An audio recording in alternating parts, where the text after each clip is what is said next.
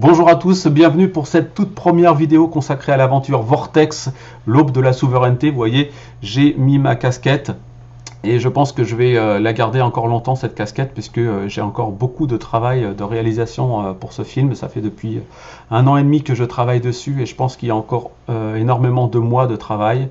Parce qu'on m'a demandé récemment, alors ce film il sort quand, tu en es où? Je ne peux pas vous dire exactement quand ça va sortir, je ne sais pas encore la durée exacte de mon projet. Je ne sais pas si le film durera 30, 40 minutes, peut-être un peu plus, j'en sais rien. Je ne pense pas que ce sera un long métrage parce que c'est énormément de travail. J'ai pas non plus envie de me planter en proposant quelque chose de trop long. Comme j'ai décidé de faire tout seul et que je mets la barre un peu plus haut encore que les gardiens, même beaucoup plus haut que les gardiens de la matrice, j'ai décidé de prendre le temps qu'il faut pour terminer ce projet. Donc là actuellement, qu'est-ce que j'ai fait pendant 1 an et demi? Eh bien, il a fallu déjà savoir de quoi je vais parler, donc déjà préparer mon synopsis, préparer les grandes lignes de mon scénario. J'ai travaillé sur quels allaient être mes décors, quels allaient être mes costumes. Vous allez voir, c'est énormément de travail. Je vous montrerai ça au fil des vidéos.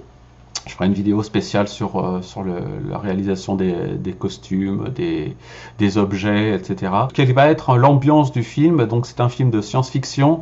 Vous allez voir que j'ai essayé de réunir à la fois le monde steampunk, que j'aime beaucoup, avec le monde du jeu de rôle, le fait, avec le titre L'aube de la souveraineté, le fait de redevenir souverain, donc en fait de s'approprier, ne plus être spectateur d'un film, le film de notre vie, mais d'être aussi acteur, et donc de ne pas suivre un scénario. Donc voilà, quelle sera un peu l'ambiance du film pour l'instant.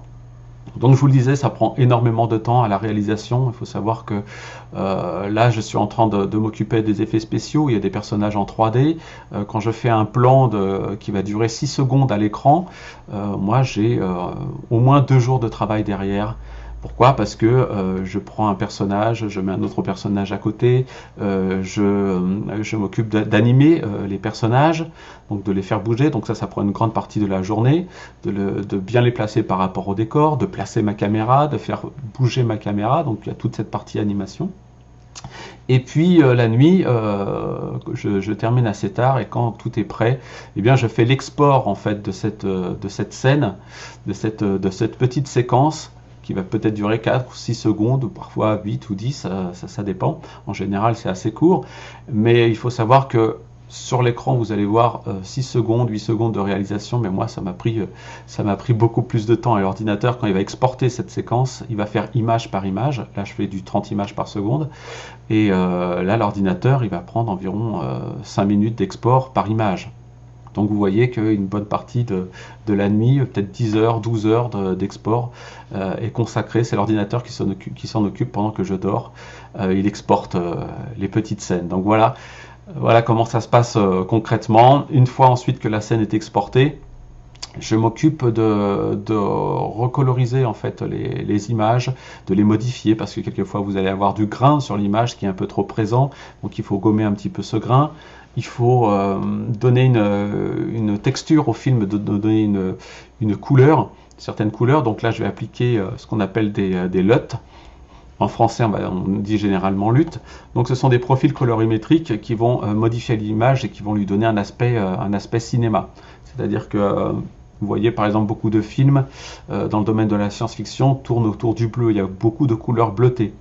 Donc depuis 1 an et demi, vous vous rendez bien compte que quand je peux exporter 6 secondes en 2 jours, en 1 an et demi, même si j'essaye de travailler toute la journée, j'ai pas fait énormément de minutes de film, donc j'ai pas fait 50 minutes de film.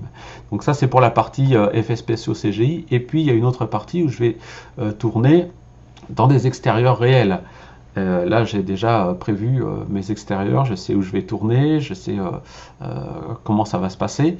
Et là, ça ira, je pense, beaucoup plus vite. Je voulais être sûr que les effets spéciaux que j'allais réaliser allaient être béton et que j'allais pas avoir de soucis. Parce que si vous réalisez un film et que vous décidez tout à la fin de dire oh, bah, je m'attaque au plus dur à faire les effets spéciaux et que vous vous rendez compte que ça colle pas du tout, ça marche pas du tout, tout est mauvais.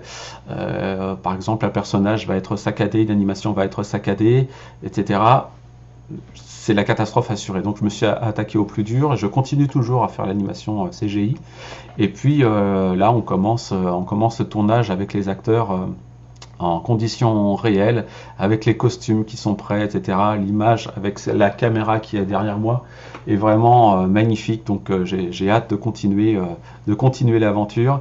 En attendant, bah, écoutez, je vous dis à très très bientôt pour une seconde vidéo. Et puis ciao ciao.